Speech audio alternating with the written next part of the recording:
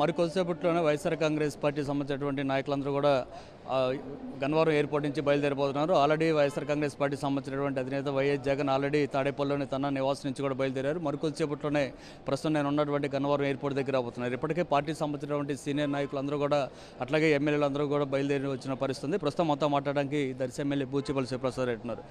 శివప్రసాద్ రెడ్డి గారు, ఏంటి మీ ధర్నా ఉద్దేశం ఏంటి, ఎందుకోసం ఈ కార్యక్రమం మీరు చేపట్టారు? ఈ రాష్ట్రంలో చంద్రబాబు నాయుడు గారు ముఖ్యమంత్రి అయిన తర్వాత నిరంకుశ పాలన, గతంలో ఎప్పుడు లేని విధంగా ఆంధ్రప్రదేశ్ మొత్తం ఎప్పుడు శాంతి భద్రతతో బాగుండేది. గతంలో జగన్మోహన్ గారి ప్రభుత్వంలో అంతా బాగుంది. కానీ చంద్రబాబు నాయుడు గారు వచ్చిన తర్వాత మొదటి నుంచి కూడా ప్రభుత్వ ఆస్తులను ధ్వంసం చేసుకుంటూ వైఎస్ఆర్సీపీ కార్యకర్త ఎక్కడ రోడ్డు మీద కనపడితే వైఎస్ఆర్సీపీ జెండా పట్టుకున్న కార్యకర్తను ఇబ్బంది పడే విధంగా భౌతికంగా దాడులు చేసుకుంటూ మొన్న వినుకొండ ఘటన చూస్తున్న రషీద్ని దారుణంగా, గతంలో ఎప్పుడు విధంగా దారుణంగా రోడ్డు మీద నరికి చంపటం ఆటవిక చర్యలాగా ఉంది. ఇవన్నీ కూడా చంద్రబాబు నాయుడు టైంలోనే వాళ్ళ కూటమి ప్రభుత్వం వల్ల జరుగుతుంది. కానీ వీళ్ళందరి సపోర్ట్తోనే ఈ టీడీపీ గూండా రాజకీయాలు చేసి ప్రతి ఒక్కరిని ఇబ్బంది పెడుతున్నారు. ఇదంతా సెంట్రల్ దృష్టికి తీసుకెళ్ళాలి, పెద్దల దృష్టికి తీసుకెళ్ళాలి. మా నాయకుడు జగన్మోహన్ గారు కూడా మోడీ గారు అపాయింట్మెంట్ తీసుకున్నారు.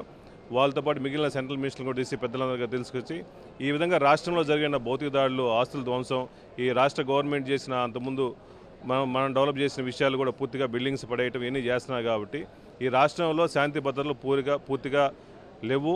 ఈ రక్షించుకోవడం కోసం మీ అందరూ సపోర్ట్ కావాలని చెప్పేసి మేము ఎమ్మెల్యేలందరూ కానీ సపోర్టర్స్ అందరూ కూడా దీక్షకి వెళ్తున్నాము. అంటే గతంలో గవర్నర్ దగ్గర నుంచి రాష్ట్రపతి వరకు అందరికీ కంప్లైంట్లు కూడా ఇచ్చారు, కానీ ఎలాంటి ప్రయోజనం చేకూరలేదు. ఇప్పుడు ధర్నా చేయడం వల్ల ఎలాంటి ప్రయోజనం వస్తుంది అనుకుంటున్నారు?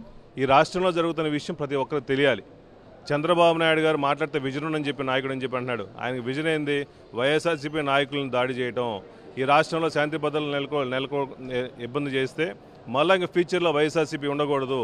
ఈ వైఎస్ఆర్సీపీ ఉండకూడదంటే ప్రతి ఒక్కరిని ప్రతిరోజు ఎవరో ఒకరిని దాడి చేస్తూ ఉంటేనే ఈ వైఎస్ఆర్సీపీ కార్యకర్తలను భయపడేసి ఊర్ల నుంచి వెళ్ళిపోతే ఇంకా మేము ప్రశాంతంగా రాజకీయం చేసుకోవచ్చనే కుటీల రాజకీయంతోనే చంద్రబాబు నాయుడు ఈ విధంగా చేస్తున్నాడు. ఇవన్నీ కూడా సెంట్రల్ దృష్టికి మేము తీసుకెళ్తాం, గవర్నర్ దృష్టికి, రాష్ట్రపతి దృష్టికి తీసుకెళ్తాం. ఈ రాష్ట్రంలో జరుగుతున్న విషయాలు మేము తెలియజేయడం కోసం ఈ ప్రోగ్రాం పెడుతున్నాం మేము. సో కానీ చంద్రబాబు నిన్న కూడా ఒక మాట అన్నారు, ప్రభుత్వం వచ్చి 4 రోజులు కాలేదు, ఎందుకు అప్పుడే జగన్ ఆరోపణలు చేస్తున్నారని ఒక విమర్శ చేస్తున్నారు. ఏం సమాధానం చెప్తారు? చంద్రబాబు నాయుడు వచ్చిన కాడి నుంచి దౌర్జన్యం చేస్తున్నాడు కదా. ఈ దౌర్జన్యం అరికట్టడానికి ఎవరో ఒకరు కావాలి కదా. అందుకని ప్రతిదీ ఇన్స్టెంట్ మేము కూడా వెయిట్ చేద్దాం అనుకున్నాం. నువ్వు డెవలప్మెంట్, నీకు విజన్ ఉన్న నాయకుడు అని చెప్పి నువ్వు డెవలప్ చేస్తావని చెప్పి వెయిట్ చేసాం. కానీ నీ డెవలప్మెంట్ ఓన్లీ మనుషులను చంపడం కోసం కేటాయిస్తున్నావు తప్ప ఈ అమరావతిని డెవలప్ చేద్దాం ఏమీ చేయట్లేదు. కాబట్టి అందువల్ల ఇంకా మాకు ఎవరో రెస్క్యూ ఆపరేషన్ కావాలి. కాబట్టి మేము పెద్దల దృష్టికి తీసుకెళ్ళాలి, వాళ్ళు సెంట్రల్ ఇంటెలిజెన్స్ సపోర్ట్ తీసుకోవాలి, సెంట్రల్ సెక్యూరిటీ సపోర్ట్ తీసుకోవాలి. కాబట్టి మేము ఢిల్లీలో పోయి ధర్నా చేస్తున్నాం. నిన్న మీరు అసెంబ్లీలో ధర్నా చేయడానికి వచ్చారు, ఆ సమయంలో పోలీసులు కూడా దౌర్జన్యం చేసిన పరిస్థితి కనిపిస్తుంది. ఎందుకని ప్రతిపక్ష నాయకులు అంటే అసెంబ్లీ సాక్షిగా ఈ దౌర్జన్యాలు, దాడులు జరుగుతుందంటే ఏం చెప్తారు? నిజంగా నేను అంతకుముందు ఎమ్మెల్యేగా కూడా చేశాను. కానీ ప్రజాస్వామ్యంలో ఒక ఎమ్మెల్యేని అసెంబ్లీ లోపల పోనీయకుండా దౌర్జన్యంతో మార్షల్స్ పెట్టుకుని అందరిని నెట్టేయటం, ఎమ్మెల్యేలు నెట్టేశారు, ఎమ్మెల్సీని నెట్టేశారు. వాళ్ళకి ఎందుకు భయం? ఒక చిన్న ప్లక్ కార్డ్, నువ్వు చేసిన అరాచకాన్ని ఒక ప్లక్ కార్డ్ రూపంలో మేము లోపల తీసుకెళ్ళాము. అది కూడా తప్పైతేట. ప్రజాస్వామ్యంలో ఒక ఎమ్మెల్యేలకే రక్షణ లేకుండా, ఒక ఎమ్మెల్యేనే అసెంబ్లీ లోపల తీసుకుపోనీయకుండా మమ్మల్ని పూర్తిగా అడ్డుకొని నెట్టేసి సంస్కృతిని తీసుకొచ్చావు. కాబట్టి ఈ రాజకీయం ఎక్కడికి పోతుంది? చంద్రబాబు నాయుడు దయచేసి మేలుకొని ప్రజాస్వామ్యాన్ని కాపాడాల్సిన అవసరం నీకుంది. ఒక ముఖ్యమంత్రి స్థాయిలో ఉన్నావు. మీరు మీ కూటమిని దయచేసి ఎమ్మెల్యేలు గౌరవించండి, ప్రజాపతులను గౌరవించండి, ప్రజలను రక్షించాల్సిన అవసరం మీకుంది. కాబట్టి దయచేసి మేలుకోవాల్సిందిగా కూర్చున్నాం. అంటే మీరు రాష్ట్ర పరువును ఢిల్లీ స్థాయిలో తీయడానికి ప్రయత్నం చేస్తున్నారనేది టీడీపీ చేస్తున్నటువంటి ఆరోపణ. ఏం సంబంధం? నువ్వు ముఖ్యమంత్రి అయిన తర్వాతే రాష్ట్రం పరువు పోయింది. నువ్వు అంతకుముందు కలబోలు మాటలు చెప్పేసి అంతకుముందు అమరావతి డెవలప్ చేస్తావు, అది చేసావు. ఇంతవరకు గత 5 సంవత్సరాల్లో నువ్వు ముఖ్యమంత్రి ఉన్నప్పుడు 2014 నుంచి 19 నువ్వు పరువు ఆల్రెడీ తీసావు. ఓన్లీ వాళ్ళ కార్యకర్తలు జోబులు నింపుకోవడం తప్ప ఇంకేమీ నువ్వు చేయలేదు.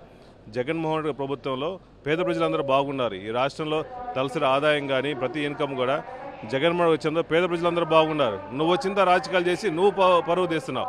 ఆ గతంలో ఎప్పుడు లేని విధంగా బీహార్ రాజకీయాలు తీసుకొచ్చి అరాచకం నువ్వు చేసి ఈ విధంగా రాష్ట్రంలో చంద్రబాబు వచ్చిన తర్వాత ఏదో అరాచకం జరుగుతుందని చెప్పి నువ్వు తీసుకొచ్చావు. నువ్వు పరువు తీస్తున్నావు ఆంధ్రప్రదేశ్ని. గతంలో మా ప్రభుత్వంలో, జగన్మోహన్ ప్రభుత్వంలో అందరూ ప్రశాంతంగా ఉన్నారు. ఎక్కడ అల్లకొల్ల ఎక్కడా లేవు. ప్రశాంతంగా పీస్ఫుల్ జీవనం పటాయించారు. సో ఇది పరిస్థితి మొత్తంగా మనం చూస్తున్నాం. ఖచ్చితంగా రాష్ట్రంలో జరుగుతున్నటువంటి అరాచక కారణం ఆపేదాని కోసం పెద్ద ఎత్తున ప్రయత్నం చేస్తాం. అందులో భాగంగానే మేము ఢిల్లీ స్థాయిలో పోరాటం చేయబోతున్నాం. మాతో కలిసి వచ్చేటువంటి అన్ని రాజకీయ పార్టీలతో కలిసి ఈ ధర్నా కార్యక్రమంలో మేము పాల్గొనబోతున్నాం అనేది వైఎస్ఆర్ కాంగ్రెస్ పార్టీ నేతలు చెప్తున్నారు. ఏదైనా ఇప్పటికే పార్టీకి సంబంధించినటువంటి సీనియర్ నాయకులందరూ కూడా గన్నవరం ఎయిర్పోర్ట్ చేరుకున్నారు. ఇక్కడి నుంచి ఢిల్లీ బయలుదేరి వెళ్ళబోతున్నారు. మరోవైపు ఆ పార్టీ అధినేత వైఎస్ జగన్ కూడా ఇప్పటికే తాడేపల్లిలోని తన నివాసం నుంచి బయలుదేరారు. మరొక 5-10 నిమిషాల్లోనే ఇక్కడికి గన్నవరం ఎయిర్పోర్ట్ చేరుకునే అవకాశం కూడా కనిపిస్తుంది. ఈరోజు రాష్ట్రంలో పరిస్థితి చూస్తే అంటే 45 రోజులు 46 రోజులు అవుతుంది అధికారంలోకి వచ్చి. ఈ కూటమి ఏదైతే టీడీపీ జనసేన బీజేపీ కలిసి కూటమి ఏర్పడి ఈరోజు గవర్నమెంట్ ఫామ్ చేశారు. ఈ 46 రోజుల్లో రాష్ట్రంలో చూసుకుంటే ఎక్కడా కూడా రక్షణ అనేది కరువైపోయింది పూర్తిగాను. రాష్ట్రంలో పరిస్థితులను చూస్తుంటే ప్రజలు భయాందోళనకు గురయ్యేటువంటి పరిస్థితి. రోడ్డు మీద అతి దారుణంగా హత్య చేసి ఒక పాశకమైనటువంటి ఆనందాన్ని పొందినటువంటి విధానం చూస్తూ ఉంటే ప్రజాస్వామ్యం ఎటు వెళ్తుంది, ప్రజలు ఎక్కడ ఉండాలి, ఎలా మసులుకోవాలనేటువంటి ఒక భయాందోళనకి ప్రజలు గురవుతున్నటువంటి పరిస్థితి ఈరోజు కనిపిస్తూ ఉంది. ఓ పక్క మహిళల మీద ఘోరమైనటువంటి అత్యాచారాలు, పిల్లల మీద అత్యాచారాలు, ఇవన్నీ కూడాను అంటే లా అండ్ ఆర్డర్ రాష్ట్రంలో పూర్తిగా నాశనం అయిపోయింది అని చెప్పడానికి చాలా అంటే పెద్ద మాట అది. ఈరోజు వాళ్ళు వచ్చి 46 రోజులు అయింది. సుమారు 36 మంది ఇబ్బందులకు గురయ్యారు. మహిళలు అవనివ్వండి, ఈ మా వైఎస్ఆర్సీపీ శ్రేణులు అవనివ్వండి, నాయకులు అవనివ్వండి, వీళ్ళందరూ కూడా ఇబ్బంది పడేటువంటి పరిస్థితి ఈరోజు కనిపిస్తూ ఉంది. 500 మంది దాకా పూర్తిగా భయభ్రాంతులకు గురవుతున్నారు. వైఎస్ఆర్సీపీ నాయకులు వాళ్ళందరి మీద కూడా దాడులు చేసేటువంటి పరిస్థితి, ఎంపీ స్థాయిలో ఉన్నటువంటి వ్యక్తుల మీద కూడా దాడి చేసేటువంటి పరిస్థితి. ఇవన్నీ చూస్తూ ఉంటే రాష్ట్రంలో ఉన్నటువంటి రక్షణ అనేటువంటి కరువైంది. ఈరోజు రాష్ట్రంలో రాష్ట్రపతి పాలన పెట్టాల్సిన ఆవశ్యకం ఏర్పడింది అని చెప్పి జగన్మోహన్ రెడ్డి గారు రేపు ఢిల్లీలో జంతర్ మంతర్ దగ్గర భారీ ఎత్తున పెద్ద ఎత్తున ధర్నా కార్యక్రమం నిర్వహించడం జరుగుతూ ఉంది. దానికి మేమందరం కూడా అటెండ్ అవ్వడం జరుగుతుంది. రాష్ట్ర వ్యాప్తంగా ఉన్నటువంటి నాయకులంతా కూడా ఎమ్మెల్యేలు, ఎంపీలు, అలాగే ఇంపార్టెంట్ నాయకులందరూ కూడా పాల్గొని ఆ కార్యక్రమాన్ని విజయవంతం చేస్తాం. ఈరోజు మేము కోరుకునేది ఒకటే, రాష్ట్రంలో రక్షణ కావాలి, శాంతి భద్రతలు కావాలి, రాజ్యాంగాన్ని అలాగే ఏదైతే ఇది పరిరక్షించాల్సిన అవసరం ఉంది అని చెప్పి ఈ సందర్భంగా తెలియజేస్తూ ఇటువంటి పాలనలో ప్రజలు జీవించాలి అంటే చాలా భయాందోళనకు గురవుతున్నటువంటి పరిస్థితి. అనేక మంది ఒక 35 మంది దాకాను ఇంకా అంటే కోలుకోలేనటువంటి పరిస్థితి. వాళ్ళ మీద దాడులు జరిగాయి. వాళ్ళ ఇళ్ల మీదకి వెళ్ళి రాళ్ళేస్తున్నారు, చంపేయడాలు. మీరు మొన్న చూస్తేనే చాలా భయం వేసినటువంటి పరిస్థితి వినుకొండలో. అందుకని ఇవన్నీ కూడా రాష్ట్రపతికి పాలనకి మేము పిలుపునిస్తూ రేపు ధర్నా కార్యక్రమం నిర్వహించడం జరుగుతుంది. మరి రాష్ట్రంలో అసెంబ్లీ ఎలక్షన్స్లో మరి ఇప్పుడున్న ముఖ్యమంత్రి గారిని తెలుగుదేశం పార్టీ వాళ్ళు మంచి పరిపాలన అందిస్తామని చెప్పి మంచి పథకాలు ఇస్తామని చెప్తే 26 జిల్లాల్లో కూడా ఈ ప్రభుత్వాన్ని నమ్మి అందరూ ఓట్లేసి ఈరోజు గెలిపిస్తే మరి రాష్ట్రంలో మనం చూస్తున్నాం చాలా చోట్ల హత్యలు కానీ దాడులు కానీ ప్రజల్ని భయభ్రాంతులు చేస్తూ ఏ హామీని కూడా నెరవేర్చుకుంటా ఇబ్బందులు గురి చేస్తున్నటువంటి తరుణంలో జగన్మోహన్ రెడ్డి గారు మరి రేపు ఢిల్లీలో తలపెట్టే ధర్నాకి 26 జిల్లాల నుంచి ఉత్తరాంధ్ర ప్రాంతం నుంచి అనేక మంది నిన్న మొన్న కూడా ట్రైన్స్లో వెళ్ళారు. ఈరోజు మధ్యాహ్నం సాయంత్రం కూడా చాలామంది ఢిల్లీ చేరుకుంటూ ఉన్నారు. మరి మాజీ ముఖ్యమంత్రి గారు జగన్మోహన్ రెడ్డి గారి నాయకత్వంలో ఈ రాష్ట్రంలో మళ్ళీ గతంలో ఏ విధంగా పరిపాలన సాగింది, ఏ విధంగా ప్రజలకి న్యాయం జరిగింది, ప్రజల తరపున జగన్మోహన్ రెడ్డి గారు వైఎస్ఆర్ కాంగ్రెస్ పార్టీ తరపున మేము అందరం కూడా ప్రజల తరపున పోరాటం చేస్తాం. ప్రజలకి న్యాయం జరిగేటట్టు మరి 26 జిల్లాల్లో కూడా ప్రజలకి మంచి సపోర్ట్గా జగన్మోహన్ రెడ్డి గారి నాయకత్వంలో వైఎస్ఆర్ కాంగ్రెస్ పార్టీ ప్రతి కార్యకర్త కూడా అండగా ఉంటారని తెలియజేస్తున్నాం.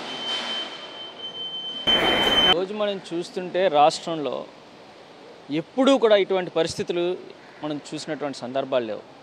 అధికారం అనేటువంటిది ఏ ఒక్కరికి శాశ్వతం కాదు. ఒకసారి ఒక ప్రభుత్వం వస్తుంది, ఒకసారి ఒక ప్రభుత్వం వస్తుంటుంది. కానీ ఈ రకమైనటువంటి దుర్మార్గపు చర్యలు అనేటువంటివి ఎప్పుడు కూడా మనం చూడలేదు.